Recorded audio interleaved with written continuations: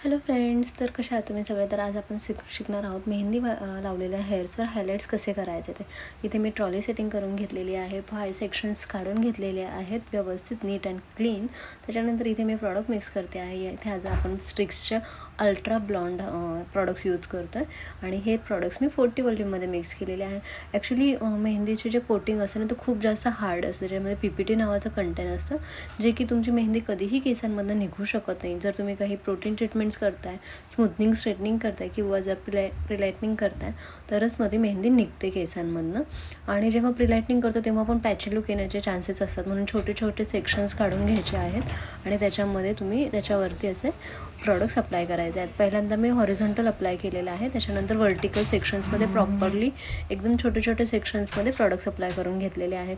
इथे बघू शकता फॉईल पेपर्स कसे रॅप करायचे आहेत ते व्यवस्थित आणि टाईट. काय होतं की फॉइल्स पेपर जर तुम्ही टाईट रॅप नाही केलात तर मग ते प्रॉडक्टच्या हिटिंगमुळे थोडेसे लूज होऊन मेस होतात, मग दुसरीकडे पण कलर लागण्याचा चान्स असतो.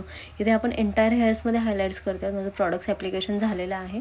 त्याच्यानंतर 45 मिनिट्स नंतर मी चेक करत होते, कारण की मेहंदी हेअर्स होते म्हणून कलर पटापट येत नव्हता आणि येणारा कलर पण थोडासा पॅची लुकमध्ये येत होता. म्हणून मी परत ज्या ठिकाणी पॅचेस येत होते तिथे परत मी प्रॉडक्ट्स अप्लाय करून घेतले आणि मी थोडंसं वेट केल्यानंतर काही काही ठिकाणी जे फॉइल्स झालेले असतात ते फॉइल्स आपण वॉश करायचे आहेत. मी 45 मिनिट्स वेट केलं, याचा अर्थ असा नाही की प्रत्येक हेअर्ससाठी 45 मिनिट्स वेटिंग ठेवायचं आहे.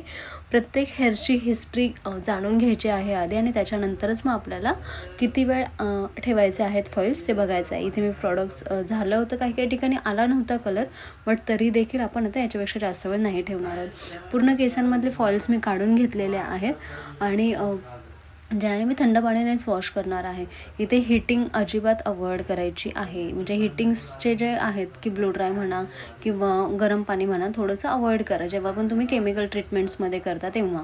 त्याच्यानंतर इथे छान असं हेअर वॉश केलेलं आहे. हेअर वॉश करताना आधी मी नॉर्मल शॅम्पूने वॉश करून घेतला आणि त्याच्यानंतर जे आहे मी अल्ट्रा ब्लॉन्डचं जे आहे स्ट्रिक्सचं जे आहे येल्लो कलर, जिथे तुम्ही बघू शकता काही ठिकाणी थोडासा ऑरेंजिश लुक आहे. इथे मी जो आहे जो ब्ल्यू शॅम्पू दिसतोय, पर्पलिश जो दिसतोय तुम्हाला, तो मी असा इथे टाकलेला आहे. तो स्ट्रिक्सचाच आहे. हा सिल्वर शॅम्पू आहे, म्हणजे येल्लो कटर आहे ॲक्च्युली, सिल्वर शॅम्पू नाही येल्लो कटर आहे. तर इथे तुम्ही असा हा मस्तपैकी छान अशा केसांना अप्लाय करून घ्यायचा आहे आणि एक 5 ते 10 मिनटं थांबायचं आहे, जेणेकरून जो येल्लो टोन आला होता केसांमध्ये किंवा जो ऑरेंजिश टोन होता तो सगळा कट होणार आहे आपला. आणि त्याच्यानंतर मी जो आहे जो क्लायंटला शेड हवा होता लाईट ब्लॉन्ड, तो शेड अप्लाय केलेला होता. इथे मी छान असा वॉश केला आणि त्याच्यानंतर शेड अप्लाय केला. तर त्याचा व्हिडिओ मिसिंग आहे, बट मी नेक्स्ट व्हिडिओमध्ये कसं डिपॉझिट करायचं ते पण तुम्हाला दाखवणार आहे. तुम्ही जर माझ्या चॅनल तर नक्की जा, सबस्क्राईब करा, लाईक करा आणि शेअर करायला अजिबात विसरू नका. वॉश झाल्यानंतर इथे क्लायंटला मी चेअरवर बसवल्यानंतर थोडंसं सिरम वगैरे अप्लाय केल्यानंतर ब्लास्ट ड्राय करणार आहे आणि ब्लास्ट ड्राय केल्यानंतर तुम्ही इथे बघू शकता क्लायंटला किती सुरेख असा कलर आलेला